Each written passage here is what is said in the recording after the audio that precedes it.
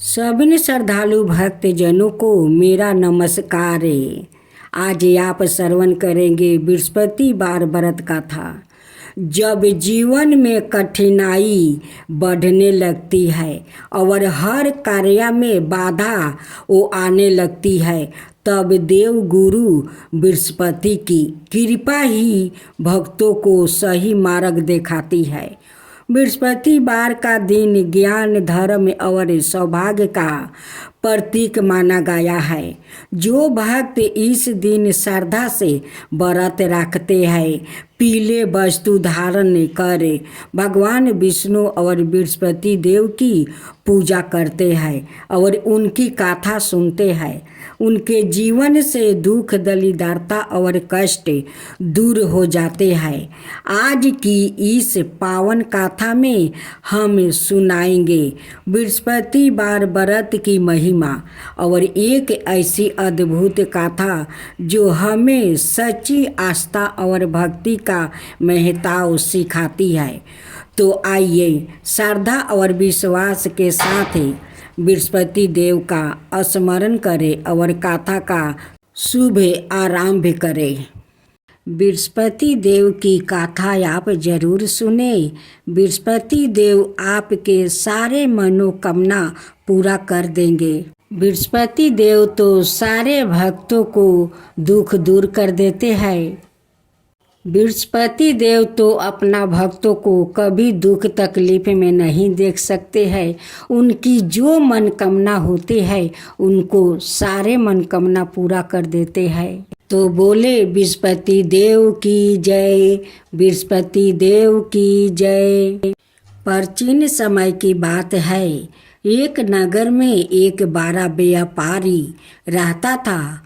वो जहाज़ों में माल लदवा कर दूसरे देश में भेजा करता था।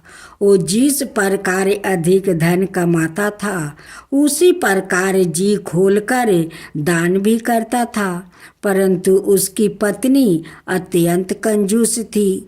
वो किसी को एक दमड़ी भी नहीं देने देती थी, नहीं खुद दान पुण्य करती थी और नहीं अपना पति को दान करने देती थी। एक बार सेठ जी जब दूसरे देश में व्यापारी करने गया तो पीछे से बृहस्पति देव ने साधु भेष में उसकी पत्नी से भिक्षा मांगी। व्यापारी की पत्नी बृहस्पति देव से बोली, हे साधु महाराज, मैं इस दान और पुण्य से तंग आ गई हूँ। आप कोई ऐसा उपाय बताइए जिससे मेरा सारा धन नष्ट हो जाए और मैं आराम से रह सकूं। मैं यह धन लुटाता हुआ नहीं देख सकती। मेरा पति बात नहीं सुनता है, वो धन सारा लुटा देता है। तो ऐसा धन को मैं क्या करूं? इससे तो अच्छा होगा कि मेरा धन नष्ट हो जाए, नहीं रहेगा धन और नहीं मेरा पति धन लुटाएगा। बृहस्पति देव ने कहा, हे देवी, तुम बड़ी विचित्र हो। संतान और धन से कोई दुखी होता है। अगर अधिक धन है तो इसे शुभ कार्य में लगाओ, कुंवारी कन्याओं का विवाह करवाओ, विद्यालय और बाग बगीचा का निर्माण करवाओ। ऐसे पूर्ण कार्य करने से तुम्हारा लोक परलोक सतर्क हो सकता है। परंतु साधु की इन बातों से व्यापारी की पत्नी को खुशी नहीं हुई। उसने कहा, मुझे ऐसे धन की आवश्यकता नहीं है जिसे मैं दान दूं। तब बृहस्पति देव बोले, यदि तुम्हारी ऐसी इच्छा है तो तुम एक उपाय करना। 7 बृहस्पतिवार घर को गोबर से लिपना, अपने केशों को पीली मिट्टी से धोना, केशों को धोते समय स्नान करना, व्यापारी से हजामत बनाने को कहना, भोजन में मांस मदिरा खाना, कपड़े अपने घर धोना। ऐसे करने से तुम्हारा सारा धन नष्ट हो जाएगा। इतना कहकर बृहस्पति देव अंतर्ध्यान हो गए। व्यापारी की पत्नी ने बृहस्पति देव के कहे अनुसार 7 बृहस्पति बार वैसा ही करने का निश्चय किया। केवल 3 बृहस्पति बार बीते थे कि उसकी समस्त धन संपत्ति नष्ट हो गई और वो परलोक सिधार गई। जब व्यापारी वापस आया तो उसने देखा कि उसका सब कुछ नष्ट हो चुका है। उस व्यापारी ने अपनी पुत्री को संताना दी और दूसरे नगर में जाकर बस गया। वहाँ वो जंगल से लकड़ी काट कर लाता और शहर में बेचता। इस तरह वो अपनी जीवन व्यतीत करने लगा। एक दिन उसकी पुत्री ने दही खाने की इच्छा प्रकट की, लेकिन व्यापारी के पास दही खरीदने के पैसा नहीं था। वो अपनी पुत्री को आश्वासन देकर जंगल में लकड़ी काटने चला गया। वहाँ एक वृक्ष के नीचे बैठा अपनी पूर्व दशा पर विचार कर रोने लगा। उस दिन बृहस्पतिवार था। तब वहाँ बृहस्पति देव साधु के भेष में सेठ के पास आए और बोले, हे मनुष्य, तू इस जंगल में किस चिंता में बैठा है? तब व्यापारी बोला, हे महाराज, आप सब कुछ जानते हैं। इतना कहकर व्यापारी अपनी कहानी सुना कर रो पड़ा। बृहस्पति देव बोले, देखो बेटा, तुम्हारी पत्नी ने बृहस्पति देव का अपमान किया था, इसी कारण तुम्हारा यह हाल हुआ है। लेकिन अब तुम किसी प्रकार की चिंता मत करो। तुम गुरुवार के दिन बृहस्पति देव का पाठ करो। 2 पैसे के चने और गुड़ को लाकर जल के लोटे में शक्कर डालकर वो अमृत और प्रसाद बनाओ। अपने परिवार के सदस्यों और साथी सुनने वालों में बांट दो। सवाए भी प्रसाद और चना मिर्च लो। भगवान तुम्हारा अवश्य कल्याण करेंगे। साधु की बात सुनकर व्यापारी बोला, महाराज, मुझे तो इतना भी नहीं बचता कि मैं अपनी पुत्री को दही लाकर दे सकूं। इस पर साधु जी बोले, तुम लकड़ियाँ शहर में बेचने जाना। तुम्हें लकड़ियाँ के दाम पहले से चौगुने मिलेंगे, जिससे तुम्हारे सारे कार्य सिद्ध हो जाएंगे। उसने लकड़ियाँ काटी और शहर में बेचने के लिए चल पड़ा। उसकी लकड़ियाँ अच्छे दाम में बिक गई, जिससे उसने अपनी पुत्री के लिए दही ली और गुरुवार की कथा हेतु चना गुड़ लेकर कथा की और प्रसाद बांटकर सवाए भी खाया। उसी दिन से उसकी सभी कठिनाइयाँ दूर होने लगी, परंतु अगले बृहस्पतिवार को वो कथा कराना भूल गया। अगले दिन वहाँ के राजा ने एक बड़े यज्ञ का आयोजन करे पूरा नगर के लोगों के लिए भोजन का आयोजन किया। राजा की आज्ञा अनुसार पूरा नगर राजा के महल में भोजन करने गया, लेकिन व्यापारी और उसकी पुत्री तनिक विलंब से पहुँचे। अंत उन दोनों को राजा ने महल में ले जाकर भोजन करवाया। जब वो दोनों लौट कर आए तब रानी ने देखा कि उसकी खूंटी पर टंगा हार गायब है। रानी को व्यापारी और उसकी पुत्री पर संदेह हुआ कि उसका हार उन दोनों ने ही चुराया है। राजा की आज्ञा से उन दोनों को करवास की कोठरी में कैद कर दिया गया। कैद में पड़ कर दोनों अत्यंत दुखी हुआ। वहाँ उन्होंने विस्पति देवता का स्मरण किया। विस्पति देवता ने प्रकट होकर व्यापारी को उसकी भूल का आभास करवाया और उन्हें सलाह दी कि गुरुवार के दिन कैद खाने के दरवाजे पर तुम्हें 2 पैसा मिलेंगे। उनसे तुम चने और मुनका मंगवा कर विधि पूर्वक विस्पति देवता का पूजन करना। तुम्हारे सब दुख दूर हो जाएंगे। बृहस्पतिवार को कैद खाने के दरवाजे पर उन्हें 2 पैसे मिले। बाहर सड़क पर एक स्त्री जा रही थी। व्यापारी ने उसे बुलाकर गुड़ और चने लाने को कहा। इस पर वो स्त्री बोली, मैं अपनी बहू के लिए गहने लेने जा रही हूँ, मेरे पास समय नहीं है। इतना कहकर वो चली गई। थोड़ी देर बाद वहाँ से एक और स्त्री निकली। व्यापारी ने उसे बुलाकर कहा कि हे बहन, मुझे बृहस्पतिवार की कथा करानी है, तुम मुझे 2 पैसा का गुड़ चना ला दो। बृहस्पति देव का नाम सुनकर वो स्त्री बोली, भैया मैं तुम्हें अभी गुड़ चना लाकर देती हूँ। मेरे इकलौता पुत्र मर गया है।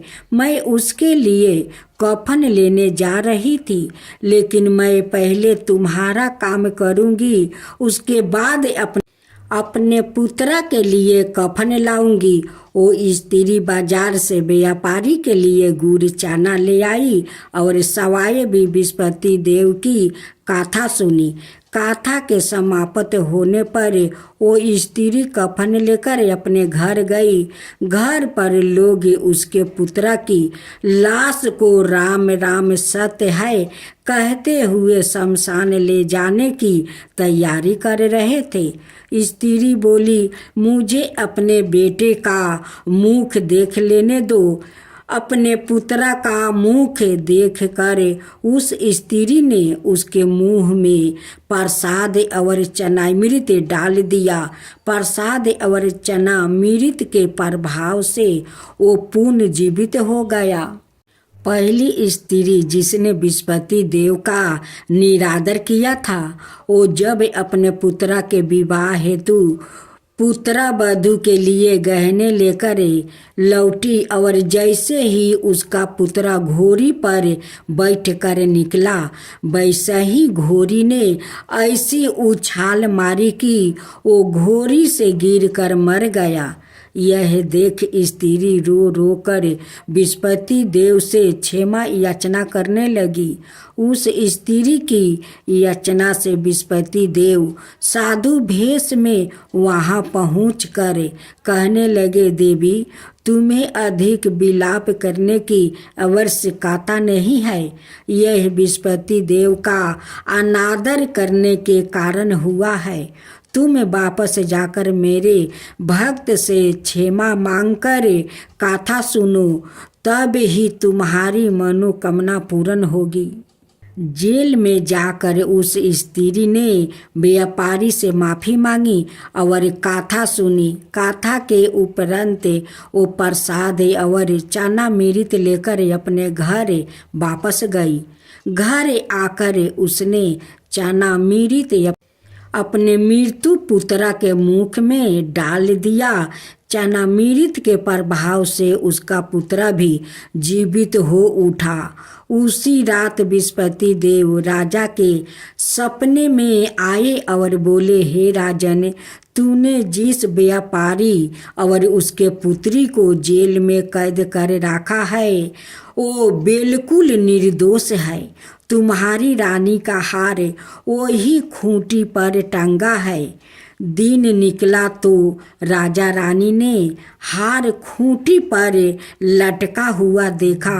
राजा ने उस व्यापारी और उसकी पुत्री को रिहा कर दिया और उन्हें आधा राज्य देकर उसकी पुत्री का विवाह उचित कुल में करवा कर दहेज में हीरे जवाहरात दिया।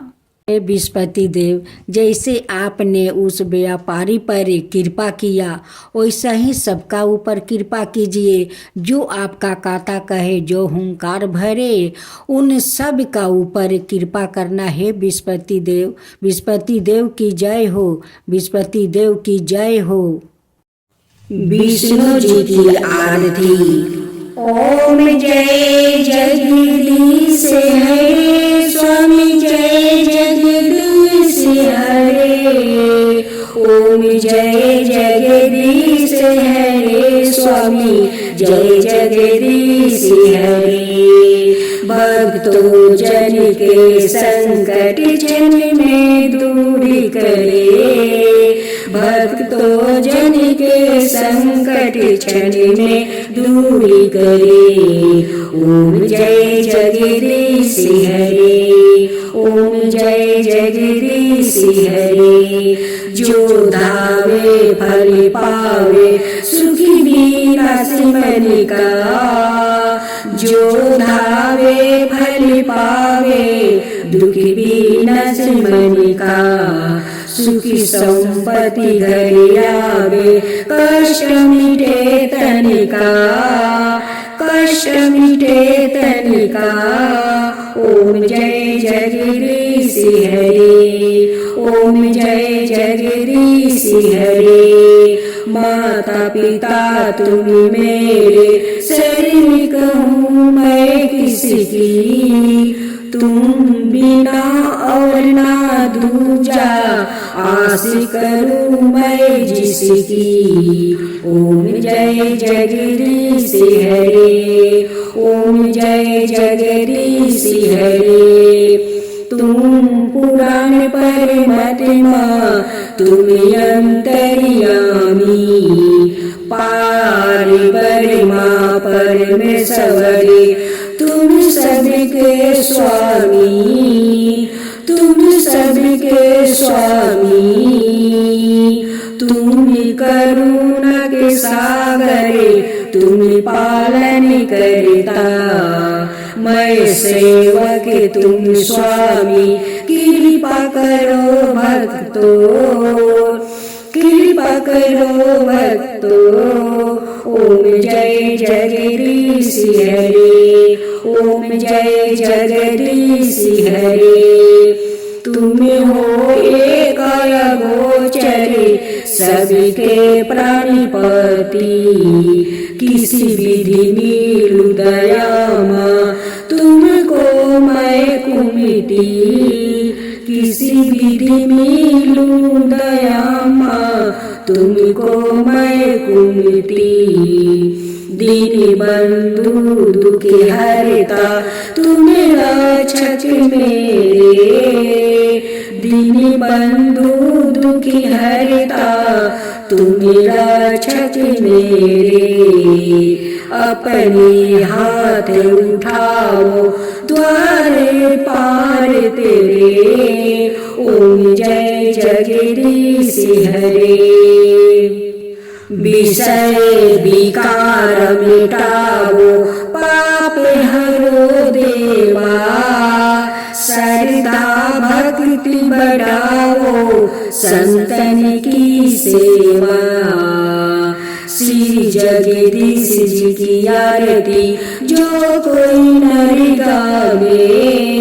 श्री जगदीश जी की आरती, जो कोई नर गावे। कहत शिवानंद स्वामी, सुखी संपत्ति पावे, सुखी संपत्ति पावे। ओम जय जगदीश हरे, स्वामी जय जगदीश हरे। स्वामी जय जगदीश हरे। माँ लक्ष्मी जी की आरती। ओम जय लक्ष्मी माता, मैया जय लक्ष्मी माता। तुमको निस दिन से विष्णु विधाता। ओम जय लक्ष्मी माता, ओम जय लक्ष्मी माता।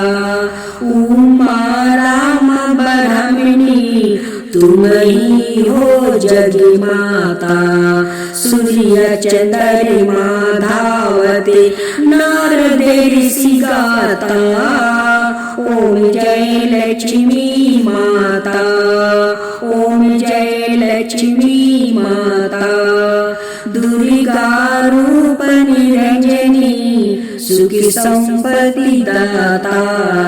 जो कोई तुमको धावते रिद्धि सिद्धि धन पाता। ओम जय लक्ष्मी माता, ओम जय लक्ष्मी माता। तुम पाताल निवासिनी तुम ही सुविदाता। तुम पाताल निवासिनी तुम ही सुविदाता। करम प्रभाव प्रकाशिनी भवानी की तारता। ओम जय लक्ष्मी माता, ओम जय लक्ष्मी माता। जिस घर में तुम रहती सब सद्गुणी आता। सबे संभव हो जाता, सबे संभव हो जाता। मन नहीं घबराता। ओम जय लक्ष्मी माता, ओम जय लक्ष्मी माता। तुम बिना ज्ञान न होवे वस्तु ना कोई पाता। खाने पानी के बेभाव सब तुमसे आता। ओम जय लक्ष्मी माता, ओम जय लक्ष्मी माता। सुगुनि मंदिर सुंदरी क्षीरदानी जाता। रतन चतुर्दर्शने तुम बिना कोई नहीं पाता। रतन चतुर्दर्शने तुम बिना कोई नहीं पाता। ओम जय लक्ष्मी माता। श्री लक्ष्मी जी की आरती जो कोई जन गाता। श्री लक्ष्मी जी की आरती जो कोई जन गाता। पूरी आनंद समाता पाप उतर जाता। पूरी आनंद समाता पाप उतर जाता। ओम जय लक्ष्मी माता, मैया जय लक्ष्मी माता। ओम जय लक्ष्मी माता, मैया जय लक्ष्मी माता।